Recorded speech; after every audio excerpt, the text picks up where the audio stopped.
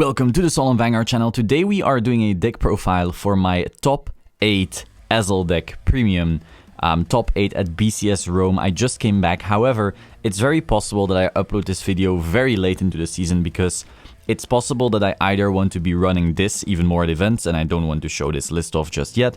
And there's also a little bit of spice that I just don't want to show people until either I use the thing that it's countering. So basically it's just safeguarding. So this may be like a few months late.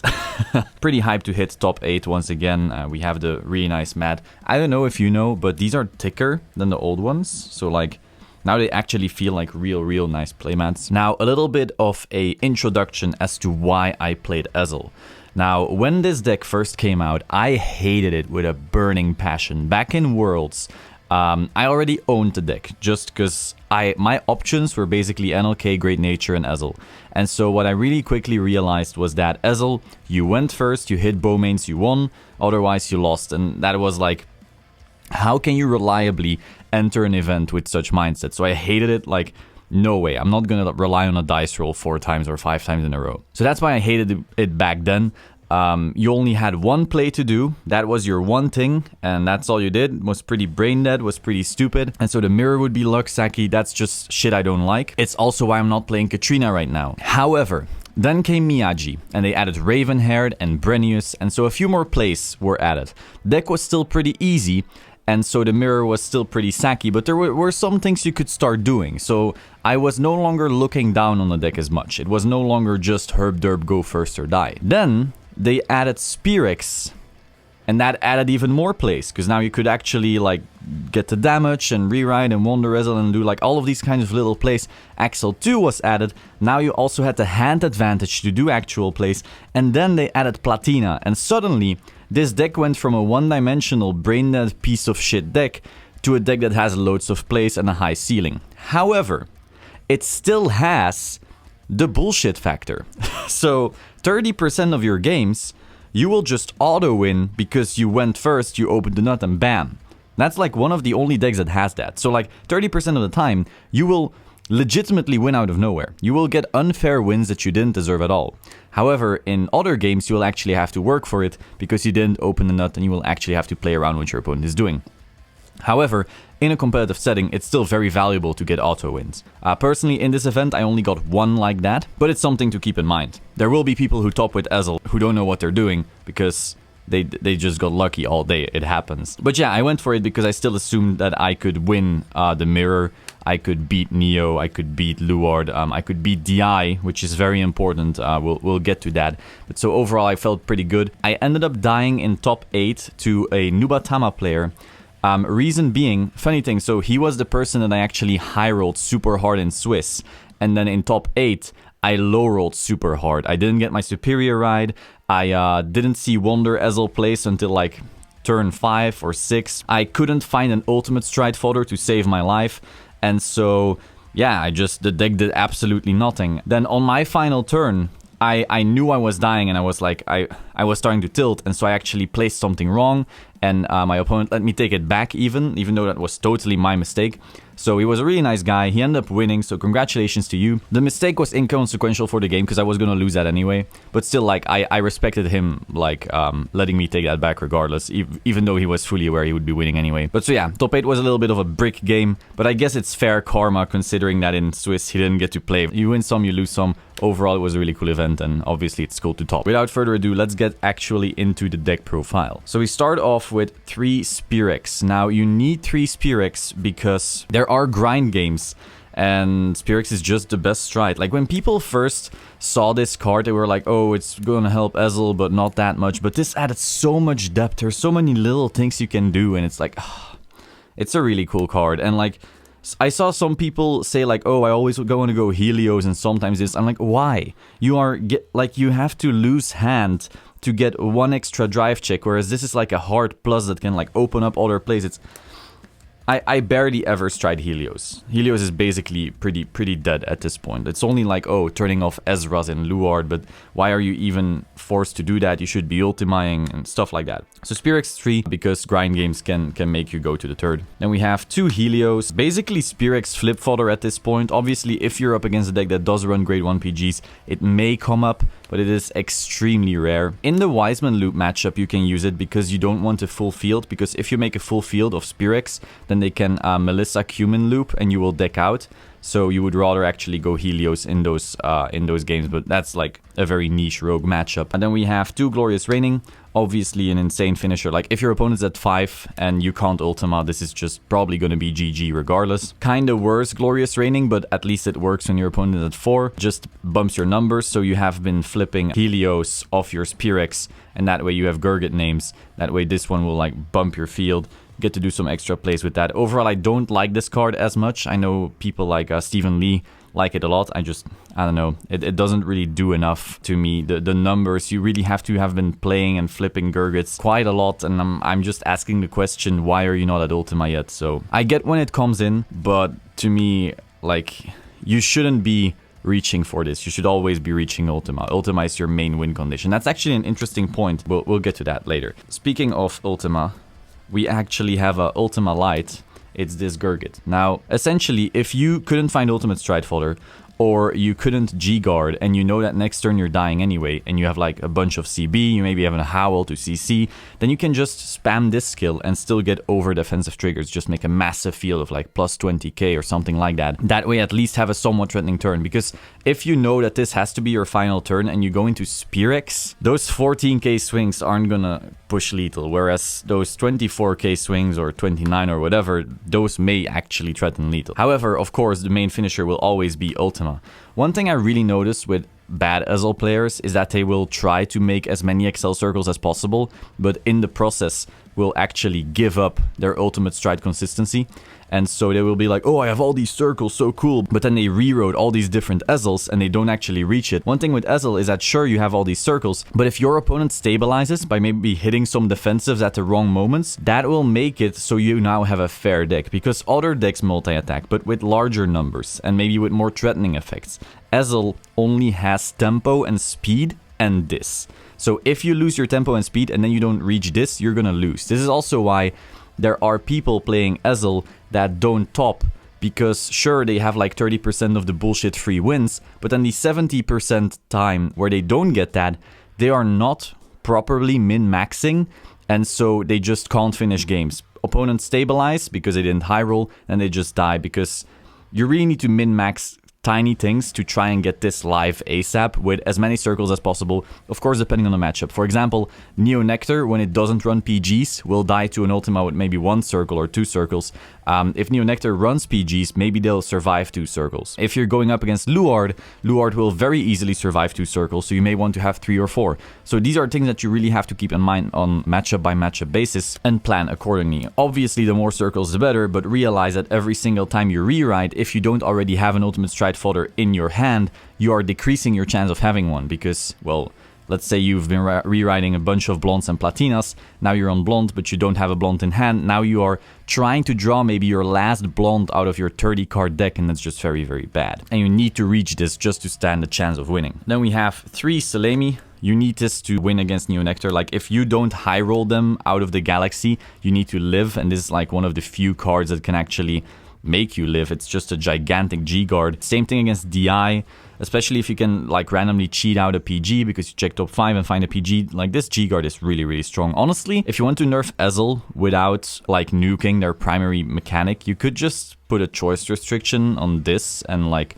Wonder Ezel or something, so you at least destroy like their defensive capabilities. However, before you do that, ban Katrina as well then. Then we have 1 Elise. This is just for Nubatama. Honestly, Nubatama is a very annoying matchup. Like, if I don't high roll into the galaxy and they run Jamio Congo, which is by the way the superior build in every single way, they can simply just nuke your board, make your hand tiny, and now even an Ultima will be like all these tiny unboosted swings and you can't do anything. Now, this only does anything against the Rene stuff, but at least you can like make a free field, like a CB1, add some field after they board wiped you, which is like kinda nice. It's there. You get to make a field if you somehow have been board wiped, but you know, it's definitely not the highest impact G-Guard in the game. It's gonna be this one. However, now we're getting to the final spice slot that actually changed everything for me. It's the reason that I'm playing Ezel over NLK. That is Dismal. Now, this is something that I invented, as far as I'm aware. Now, it's very possible that other people have already come up with it and find some similar things and blah, blah, blah. That's all fine. I have no clue. But I found this and then I told the rest of WCC and we had some good laughs. So essentially, Ezel beating DI was very hard. The only thing Ezel could do when playing against a good DI, by the way, like if they were playing like the Nicky Goldman list, which I find very, very optimal, or close to optimal at least. If they were playing that Goldman list, then Ezel would almost always lose, until I figured this out. So what you want to do is you want to rush the living shit out of them, which you probably expect already. However, you want to make it so that the only units you have is grade 2s and then something not grade 2. Because what you will do is, while rushing the shit out of them, they have to drop a lot of hand. And so the only way for them to then loop is to put in NLK and Brewfast. Because Brewfast is basically free soul setup. So they will set up their soul. They will set up a field as well because Brewfast is a +1 to hand, which is very important because you need to reach 5 cards on board to even loop it to begin with. And so Brewfast is very often the deciding factor. So you need to rush the shit out of them. You don't want to damage deny, at least not the Goldman build, because if you give them time, you give them hope on damp, and that's like, you're gonna lose if they hope on damp. So you rush the shit out of them. At that point, you want to make sure that you always have only grade 2s and 1 non-grade 2. They will start their loop, so they will attack with a rear guard. You will intercept everything away, except for the 1 card you can't intercept. And then you G-guard, Dismal, choosing that 1 non-interceptable unit. Now, when their Vanguard attacks, they are forced to retire something. Brewfast is not optional. So now suddenly, they need to retire a card on their own field, on their Vanguard swing. And that makes it so they can't loop. Because the minute NLK loses 1 unit on board, they will automatically have 1 less NLK attack and therefore 1 less assassin attack. And they basically become standard NLK, or they have to go immediately into Mauve, which is just like very, very scuffed in comparison to the full loop they could normally do. Now, you could argue, hey, you could also intercept everything away and just Solemn your last unit. And that's true, but then your board is empty, which means you couldn't Solemn the next stuff. So the reason that you go for Dismal is because if you're holding 2 heals, then you can Dismal for the 1, and then you can Solemn away that thing without it being retirable by Brewfast. This card single-handedly destroys NLK. I made a joke against a friend of mine that it's basically Nibiru the Primal Being, but then for Vanguard, NLK is like the combo decks. Because literally, they just attack rear, intercept everything, Dismal, okay, your loop is over. 1 card. Man, when I did that the first time, I couldn't stop laughing. So, this card, Insane, needs to be part of the Ezel deck just so you can actually beat DI, which is one of the best decks, but at this moment, not a lot of people know. I really wanted to play DI, but the issue is if you then come up against random rogue stuff, or you kinda brick, the deck just falls flat on its face. So, I decided to go for Ezel, since I assumed I could still beat DI because of this, and then beat everything else regardless. Now, obviously, as I said, low roll happens, and that's that, but that can happen with any deck. Regardless, this was, the spice. Then, getting into the main deck, we have our 4 Blonde Ezel. Obviously, you need to run 4 because you need to see it for Bowmains. Previously, you also had to run 4 because you want Ultima consistency. If you don't have Ultima consistency, you lose your best finisher unless you like high roll, as I said, but you're trying to win that 70% of the games that you don't high roll, and so then you need to Ultima consistency, so you need to be running 4 offs as much as possible, I would say, in your grade 3 lineup. I will say, by the way, this build is very based on Daritan's build, also WCC. So we have 4 Platina. I think he ran 3-3, but again, I really want that Ultima consistency. So this card is so nuts, the amount of plays you can do. If you open any grade 2 and then double Wonder, you're gonna have a really, really good time because you immediately just have this insane skill. You don't even have to stride. Now, ideally you do stride because then you can also Ultima way quicker. But regardless, it's just getting you out of situations. It can also set up hands that make it so you can't die. So for example, when you're going up against Neo, Luard, DI, and you know, oh, next turn they're gonna try to push for the kill. If you do a Platina Spearex, you're probably gonna live because you're gonna see some heals, you're gonna see some draw PGs, you're just gonna set up a hand that is very hard to kill because instead of doing 3 drive checks or 2, you're getting 4 or 6, and you're just getting all the good stuff out of it. If you find any interceptors, that's even better, because that's like 5k extra shield on board and also whatever else you drove check into your hand. So Platina, very, very sick. At first I only ran one, which was, oh god, that was very, very bad. This card changes everything. It's also like in the Ezel mirror, if someone is damage denying you for too long, you can literally just Platina instead of Ultima to set up a hand that lives through their Ultima. Then they Ultima you, you live, and you Ultima them back. So those are just tricks, like, and you need to read tempo for that, but once you start playing this deck quite a lot, you start being able to go pretty far with it, and so you need to be running 4 Platina if you want to reach the ceiling of what the deck can do. Then 2 Sagramore. This is honestly like the one thing I really want to change. I want to change this to Raven-haired because, again, I want Ultima consistency. Now, if you think, oh, whether this is 2 Raven or 2 Sag doesn't change Ultima consistency, it actually does, because what you often want to do if you open 2 Wonder, you want to ride whatever Ezel you have. You want to go Wonder, grab a Raven, Wonder, grab another Raven, and then Wonder.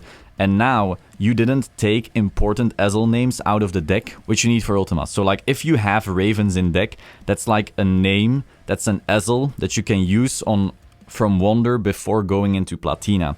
So that way, for example, in my top 8 match, if this was Raven, I would have been able to Ultima him, like, 2 turns before I died, and I would have won. So I really, really, really wish this was Raven. Sure, you can high roll more with him, like you can find a Wonder Ezel of it, you can find a Din Drain Life, it's all cool, but I really prefer just the consistency over the power in this case, because we're playing in a best of 1 format. The format overall is pretty sacky, as I kind of said a few months ago already, or a few weeks, some time ago already. Like, the format's pretty sacky, and so I believe consistency is better than power. At this point in time, I really want to swap this for Raven, so the second this deck profile is over, I'm swapping it. Then for Bowmains, obviously, like, you want to just high roll into the Galaxy, and that's that. Then for Wonder Ezel, I saw people wanting to run V Wonder Ezel, that's just ridiculous. The only reason this deck still lives is because you don't have to Superior Ride to win. You can just go second, and then ride another grade 2, Wonder, and you're still gonna win very, very probably. If you are running like this stuff to make your Superior Ride slightly more consistent, but in the process you lose the one thing that makes you high roll in the first place, that's just a very, very bad trade-off for a very marginal increase in consistency. Then we have 2 more grade 2s. Now, at first I ran the 4-4 build where you only have 8 grade 2s. That is super wrong. God, I ran that in Germany, and essentially in my round 4 I had to G-assist twice and missed twice, and that made me lose the game. It wasn't some amazing skill-based game, it was just G-assist, whiff, G-assist, whiff. Well, guess I lose. My opponent's at 3 while I'm at 1, and I'm playing Ezel. Considering you're no longer getting this insane Superior Ride off, like back in the day, you would G-assist for a Bowmains, but if you found that Bowmains, you were winning anyway. Now, that's not even the case anymore, because you also need to blonde, and so it no longer makes sense to completely rely on that one high roll trick you got, when you can also just win going second with on the Wonder Ezels. So I'd rather play some more grade 2s, which allow me to ride this, and then keep my Wonders in hand, which then allows me to do, well, the Platina plays and so forth, which are way, way better, way higher ceiling, lets you do way more plays. Apart from that, this card can also find Wonder Ezels. It's kind of like a shittier Vivian, but in combination with Hole, you actually hit over defensives, which is one really big issue Ezel has. So even when your opponent, like if you run the normal build, someone swings, and then they hit 1 defensive, okay, your turn is over, it's pretty shit. Whereas now, with Platina, and together with this, you're actually hitting massive numbers. So for example, if you find a grade 3 in front of this, and this is on an Excel circle, you swing for 22, which is magic. Then you do Platina, check top 2, find a Bowmains, call it in front right here. And so even if they hit a defensive, it doesn't even matter. So you're making multi-attacks, and this hole is turning the circle in front of it into an old Excel circle. An XL1, a plus 10k, you're hitting over everything, and like you're just mitigating the amount of impact RNG can have on your game. And so again, we're in a best of 1 situation, so that really, really helps. So when I bricked in Germany, that fucking sucked. I was 5-2 and didn't make it into top 8. And then the second I changed into this, I suddenly make top 8 again. Obviously now I had another consistency issue that I hope gets resolved by adding the Ravens in. But overall, this is like a really, really big buff to the deck, just being able to not randomly brick. this was actually Daratan's idea. I think well, probably many people came up with it at some point because obviously these are like good cards in standard, but I believe he was like the first to top with it, which is like a pretty big deal, I would say. So as you already saw, other grade 1 is Hull. This just gets around sacky opponents with defensive triggers. As I said, it also creates Excel circles in front of it, like a regular circle becomes a plus 10k circle, so you can call Platina targets, Glorious Reigning targets, the Gurgit guy targets, they all get 10k continuously because it's a continuous skill. So you can just multi-attack in the circle in front here, even though you went XL2 and get way more power gains, hit over defensives very easily, very insane. Also, it makes Kaheden a plus, but you don't want to use this very often because if you use that CB and you don't have an instant CC, that means people can damage deny you. But yeah, just being able to like hit over defensives is just so major. Also, it's 10k shield. Like I used to in Germany run this build that ran many 5ks, which were built to play around people playing around you. So it was like really built to counter people who were big brain, and then they never fucking came up because no one knows what damage denial even is. I figured, fuck it, I'm just gonna go for a higher floor, slightly lower ceiling. This deck has a giant ceiling anyway because of Platina and all the stride options you have, all little min-maxing you have to do to get like to ideal situations, so it's fine. This floor increase, this consistency buff was really worth it. I really regret not playing this variant in Germany. I hadn't even practiced it yet by then, so I guess that can't be helped. Next we have 3 Howl. This is different from Daratan's build because he ran only 2. I think you really need it because if you're at 2, you're at 2 damage and you're at grade 3, you really want to be able to just activate Platina, call this, and then still do a Spirex. I feel like that on-demand CC is just way too good. Also, if you did a Platina Spirex fully, which is 3 damage, you want to be able to CC relatively reliably so that you can't be damage denied out of Ultima, because this deck just can't lose tempo. Losing 1 turn for this deck is very devastating, and so you don't want to get damage denied like that. We also have 2 Dindrain. This card draws when called off Spirex, also of Sagramore, also of Platina, also of Glorious Reigning, also of the other Gurgit. Honestly, it only comes up of Spirex and Sagramore, and if I'm cutting Sagramore, it'll be only Spirex, so its value will kind of diminish. However, it's kind of like Tiger Jaeger. You did your random charges, and then sometimes you're like, hey, cool, a draw.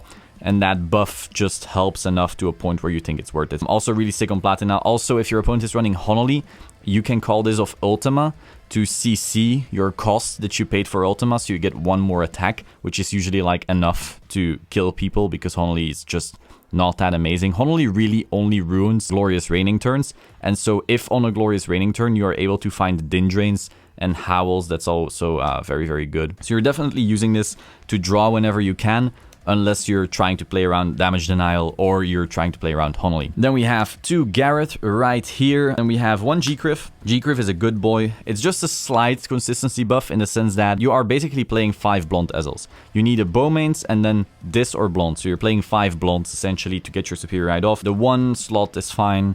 There are people running 3. That feels very bricky to me. I prefer not G-assisting when going second, just to have like this random off chance of winning 1 more time going first. You should be winning that anyway. And then for triggers, nothing special, just the crit. This one is a huge buff. Like when these were revealed, some clans really profited more than others, and I would say Gold Paladin profited a lot, a Great Nature profited a lot. Those definitely got the most value, I would say. Then we have 4 of this crit because she looks better than everything else. We have our 4 draw PG and our 4 heal. I opted for no gigantic ringer because I find that a very just mediocre play to do. You're running this weird ass 5k trigger in a very aggro format. You don't really want to risk that. And then of course the V Criff. So that was my top 8 Ezel deck profile right there. Hope you found this interesting. If you did, please subscribe to the Solemn Vanguard channel. Click the button to stay up to date. Like the video if you like the video. Let me know your thoughts in the comments down below. I will see you soon. Ciao.